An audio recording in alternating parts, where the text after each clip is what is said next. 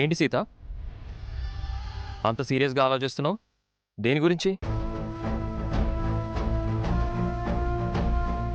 ఎవరి గురించి ఆలోచిస్తున్నావు? మీ పిన్ని గురించి మామ. తన పద్ధతి ఏం బాగోలేదు. తన ప్రవర్తన నాకు నచ్చట్లేదు. మా పిన్ని నీకెప్పుడు నచ్చిందని ఇప్పుడు కొత్తగా నచ్చకపోవడానికి? ఆవిడ నన్ను అవమానించినా భరించాను, కానీ విద్యాదేవి టీచర్ని అనరాని మాటలంటుంది. విద్యాదేవి టీచర్నైనా మా పిన్ని ఊరికే ఎందుకంటుంది? తిన్నది అరక్క. Mind your language Seetha. ఆవిడ మా పిన్ని. విద్యాదేవి టీచర్ కూడా మీ పిన్నే మామ. ఆవిడ్ని మీ నాన్న పెళ్లి చేసుకున్నారు. ఆవిడ మీ అమ్మ అంటే ఎలాగో ఒప్పుకోవు. కనీసం పిన్నిగా అయినా గౌరవించవా? ఆ పెళ్లిని నువ్వు ఒప్పుకున్నావు కదా? ఒప్పుకున్నాను కాబట్టే ఆవిడ మా అమ్మని చంపిన కేసులో నిందితురాలుగా ఉన్నా గౌరవిస్తున్నాను.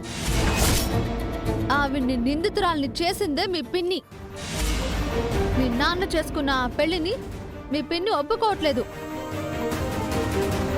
విద్యాదేవి టీచర్ని మోసం చేసి మీ నాన్నని పెళ్లి చేసుకుంది అని ఇంటికొచ్చిన వాళ్లకు చెప్తుంది. విద్యాదేవి టీచర్కు ఈ ఇంట్లో విలువ స్థానం ఇవ్వరంట. మీ నాన్నగారి భార్య తను మాత్రమేనంట.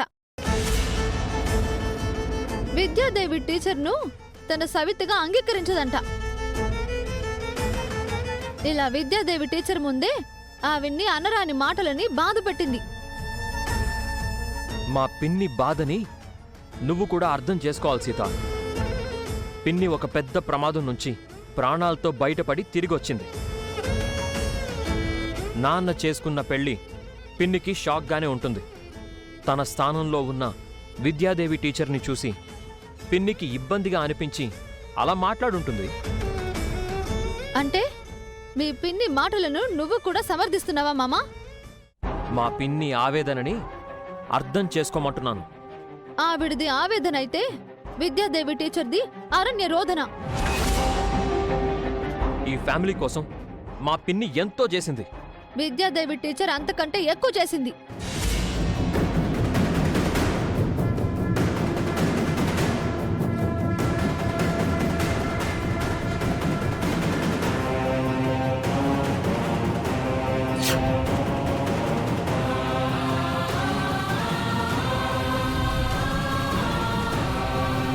ప్రాణహాని లేకపోయినా రామ్ సీతల మధ్య ఎడబాటు రావచ్చు. ఇద్దరి మధ్య గొడవలొచ్చి విడిపోవచ్చు. నా గురించి అనవసరంగా వీళ్ళు గొడవ పడుతున్నారే, ఇది దేనికి దారి తీస్తుందో. మా పిన్ని నాకు గొప్ప సీత. విద్యాదేవి టీచర్ నాకు గొప్ప. ఆవిడ్ని అవమానిస్తే నేను ఊరుకోను. ఓకే, ఒక్క మాట అడుగుతాను, చెప్పు. ఒక్కవేళ నీ స్థానంలో నా పక్కన ఎవరైనా ఉంటే నువ్వు తట్టుకోగలవా?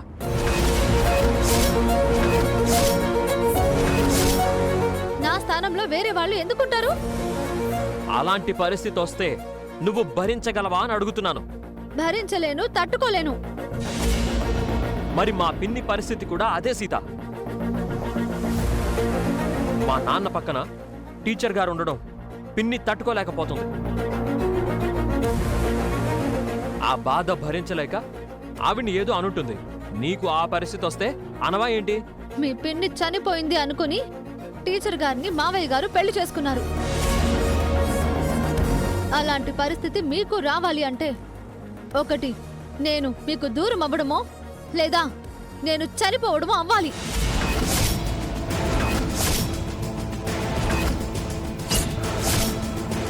నేను దూరం అయినప్పుడు, నేను చనిపోయినప్పుడు కదా మీరు రెండో పెళ్లి చేసుకొని నా స్థానంలోకి మరొకరిని తీసుకొస్తారు.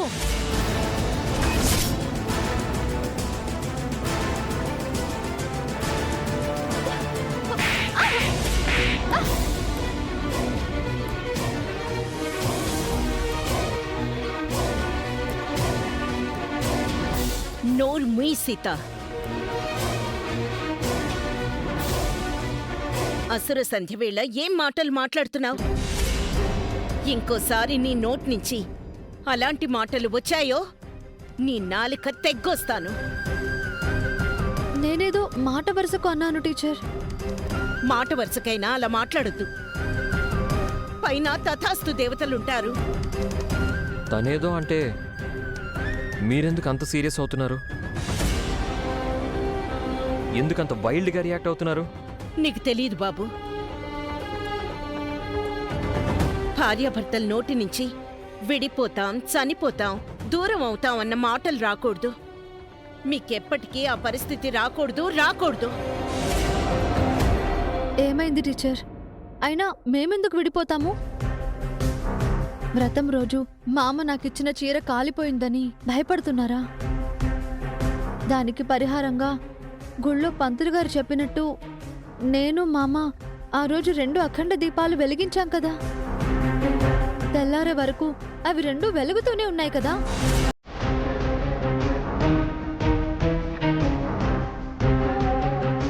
లేదు సీత, ఆ 2 దీపాల్లో నువ్వు వెలిగించిన దీపం ఆరిపోయింది. ఆ విషయం నీతో చెప్పలేను. మళ్ళీ నువ్వు చెప్పావని రోజు సాయంత్రం నేను ఇంట్లో దీపం వెలిగిస్తూనే ఉన్నాను కదా టీచర్. ఇంకేంటి సమస్య? మేమెందుకు దూరం అవుతాం? దీపం వెలిగించేది ఇంట్లో శుభం జరగడం కోసం సీత. మీ ఇద్దరూ గొడవ పట్టం మీకు మంచిది కాదు. అందుకు చెప్తున్నాను. ఇంకెప్పుడు దేని గురించి గొడవ పడకండి. అన్యోన్యంగా ఉండండి. చెప్పకుండా ఇలా మీ గదిలోకొచ్చినందుకు క్షమించండి.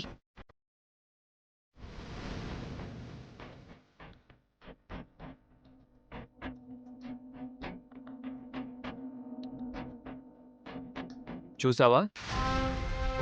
నీ గొంతు గది బయటికి వినిపించి ఆవిడ లోపలికి వచ్చింది. కాస్త నోరు తగ్గించుకో సీత. అత్తమ్మ నాకు తెలియకుండా ఏదో దాస్తుంది, లేకపోతే ఇలా ప్రవర్తించదు. ఏం దాస్తుంది?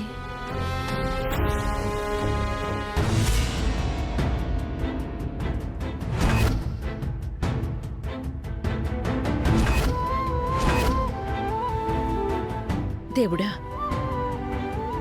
ఆ జంటకేం కాకుండా చూడు. వాళ్ళు విడిపోకూడదు. సీతకేం కాకూడదు.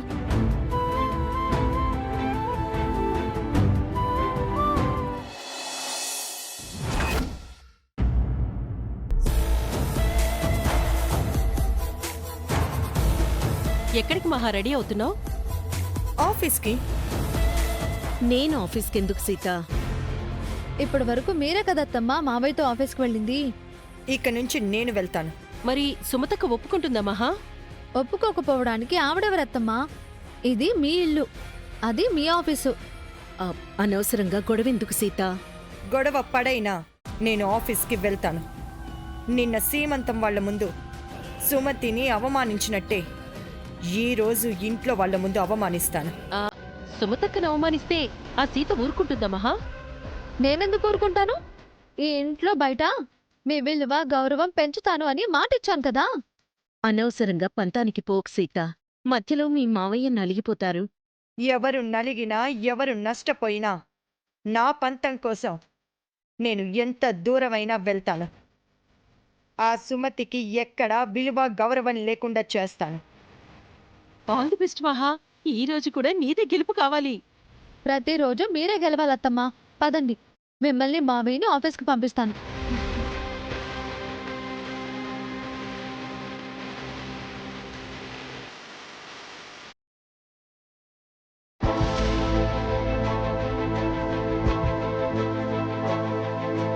ఏంటి బావా ఈరోజు ఆఫీస్ లేదా? ఇంట్లో తీరిగ్గా కూర్చునున్నారు. మీ చెల్లెలొస్తే వెళ్దామని వెయిట్ చేస్తున్నాను చలపతి.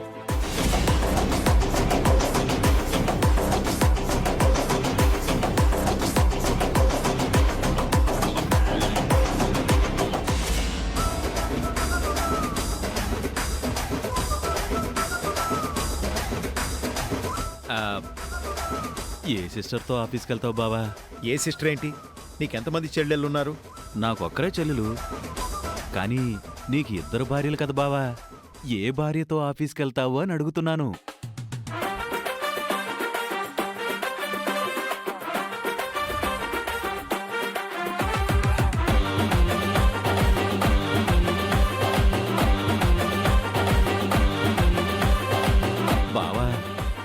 ఇప్పుడు నీ పరిస్థితి నారీ నారీ నడుమ మురారి. ఆ,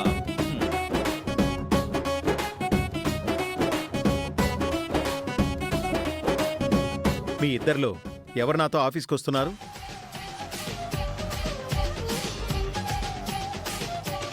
మీతో మహా వస్తుంది బావగారు. కాదు, విద్యాదేవి టీచర్ వస్తుంది మావయ్య. ఆవిడ ఆఫీస్కి ఎందుకు సీత? పిన్నికైతే బిజినెస్ విషయాల్లో ఎక్స్పీరియన్స్ ఉంది. అవునన్నయ్య, మన బిజినెస్ మొత్తం మహావదనే కదా చూసుకుంది. కానీ మహాలక్ష్మి అత్తయ్య లేని టైంలో విద్యాదేవి టీచరే కదా ఆఫీస్ చూసుకుంది చిన్న మావయ్య. ఇక నుంచి నేను చూసుకుంటాను. ఆవిడ ఆఫీస్కి రావాల్సిన అవసరం లేదు. పద జన. పద. ఆగండి మావయ్య. మీరెలా మహాలక్ష్మి అత్తయ్యతో ఆఫీస్కి వెళ్తారు? ఇన్నాళ్ళు విద్యాదేవి టీచర్తోనే కదా వెళ్లారు. కొన్నాళ్ళు ఆవిడతో వెళ్తే ఇప్పుడు నాతో వెళ్ళకూడదా? అప్పుడు మహా లేదు కాబట్టి ఆవిడ వెళ్ళింది. ఇప్పుడు మహా వచ్చింది కాబట్టి బావగారితో మహానే వెళ్తుంది.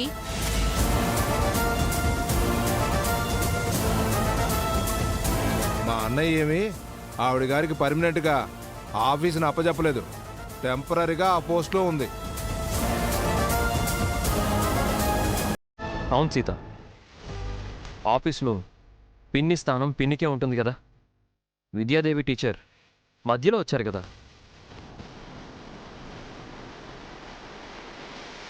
అలా చెప్పురా. మధ్యలో వచ్చిన వాళ్ళు మధ్యలోనే వెళ్ళిపోవాలి అని చెప్పు.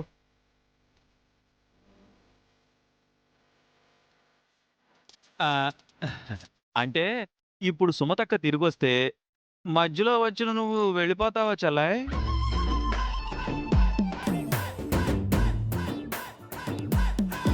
ఆ, ఇక్కడ లేని వాళ్ళ గురించి మాట్లాడకన్నయ్యా. ఆ, అలాగే. ఇన్నాళ్ళు మీరు కూడా ఆఫీస్కి వెళ్లారు. మీ గురించి ఆఫీస్లో ఎలా మాట్లాడుకుంటున్నారో మీకు తెలుసా అత్తయ్య? మహా గురించి ఎవరైనా ఎక్కడైనా గొప్పగానే మాట్లాడుకుంటారు. మహావదన ఉన్నా లేకపోయినా తన విలువ గౌరవం ఎప్పటికీ తగ్గవు. కానీ కొన్నాళ్ళు మహాలక్ష్మి అత్తయ్య లేకపోవడం వల్ల జనార్దన్ మావయ్య గ్రాఫ్ పడిపోయింది కదా.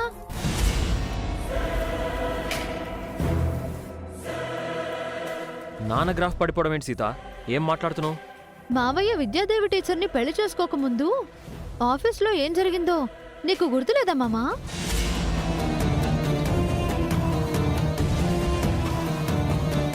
ఆఫీస్ స్టాఫ్ మావయ్య గురించి, విద్యాదేవి టీచర్ గురించి నానా రకాలుగా మాట్లాడలేదా? వాళ్ళను మావయ్య కొట్టలేదా? ముందు సుమతి మేడం గారు పోతే మహాలక్ష్మి గారిని తీసుకొచ్చారు. ఇప్పుడు ఆవిడ పోయింది, ఈవిని తీసుకొచ్చారు. కాకపోతే ఈవిడ పెళ్ళాం కాదంతే. ఏం వాగుతున్నారా ఇడియట్స్? సెన్స్ ఉండే మాట్లాడుతున్నారా? సెన్స్ ఉండే మాట్లాడుతున్నారా?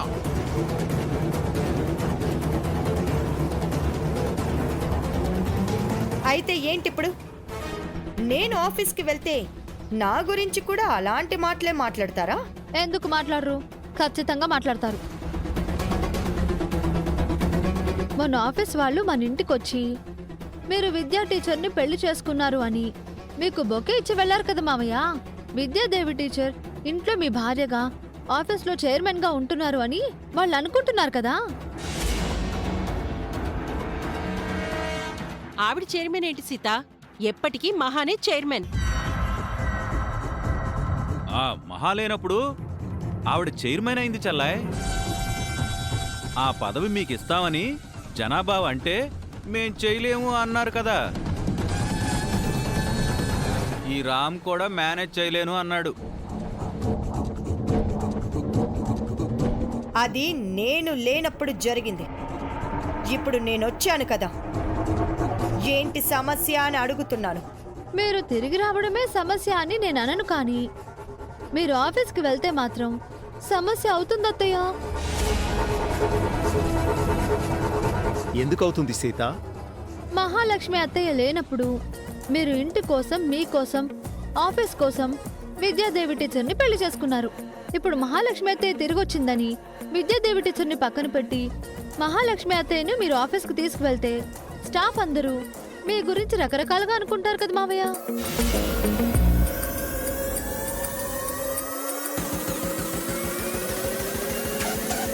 సుమతి పోయిందని మహాలక్ష్మిని, మహాలక్ష్మి పోయిందని విద్యాదేవిని తీసుకొచ్చారు. ఇప్పుడు మహాలక్ష్మి తిరిగొచ్చింది అని విద్యాదేవిని పక్కన పెట్టారు. జనార్దన్ వట్టి స్వార్థపరుడు, అవకాశవాది అని వాళ్ళు మాట్లాడుకోరా?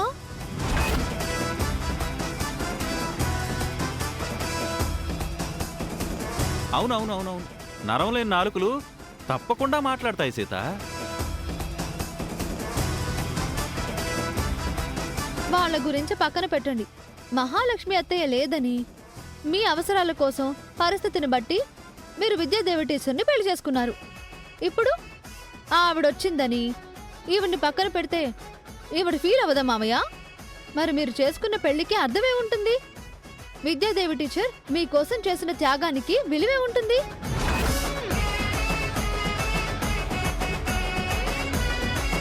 మీరు విద్యాదేవి టీచర్ని కాదని మహాలక్ష్మి అత్తయ్యను ఆఫీస్కి తీసుకువెళ్తే మిమ్మల్ని ఎవ్వరూ గౌరవించరు మామయ్య. మీ వ్యక్తిత్వాన్ని చంపేస్తారు. తర్వాత మీ ఇష్టం.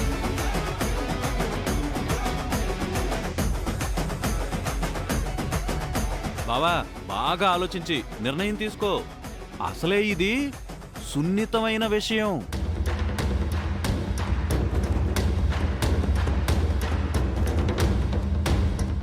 నువ్వు చెప్పింది నిజమే సీత. విద్యను కాదని మహాను ఆఫీసుకి తీసుకువెళ్తే ఖచ్చితంగా నా క్యారెక్టర్ని అసాసినేట్ చేస్తారు. ఆ ప్రమాదం జరగకుండా నువ్వు నన్ను ముందే కాపాడావు.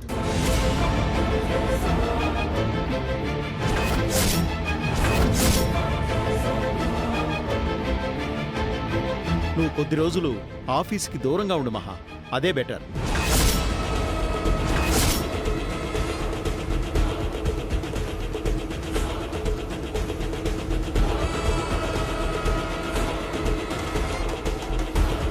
నేను విద్య ఆఫీస్కి వెళ్తాం, నువ్వు ఇంట్లోనే ఉండు.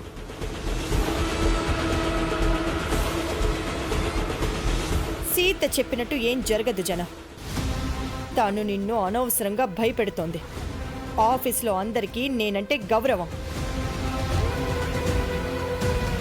విద్యను కూడా ఆఫీస్ స్టాఫ్ గౌరవిస్తున్నారు మహా, తనను ఇష్టపడుతున్నారు.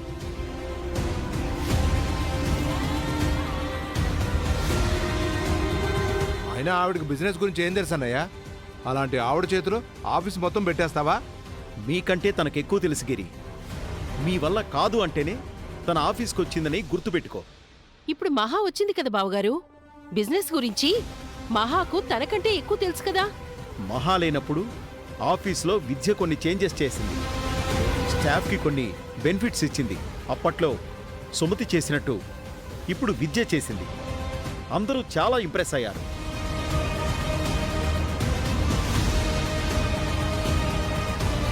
ఆఫీస్ గురించి నువ్వేం వర్రీ అవ్వకు మహా, అంతా విద్య చూసుకుంటుంది. తను బిజినెస్ విషయాలు బాగానే డీల్ చేస్తోంది. మేము ఆఫీస్కి వెళ్తాం, నువ్వు ఇంట్లో రెస్ట్ తీసుకో. పద విద్య. థ్యాంక్స్.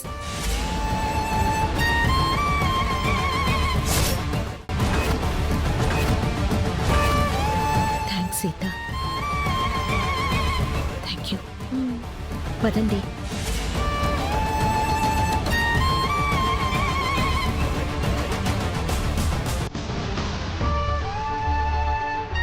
ఏంటి రామ్ కామ్గా ఉన్నావు? నేను కదా ఆఫీస్కి వెళ్ళాలి, తనెలా వెళ్తుంది? మీ డాడ్కి నువ్వైనా చెప్పాలి కదా. సారీ పిన్ని, అది నాన్న డిసిషన్. నేనేమీ చెప్పలేదు. ఆఫీస్కి వెళ్తున్నాను.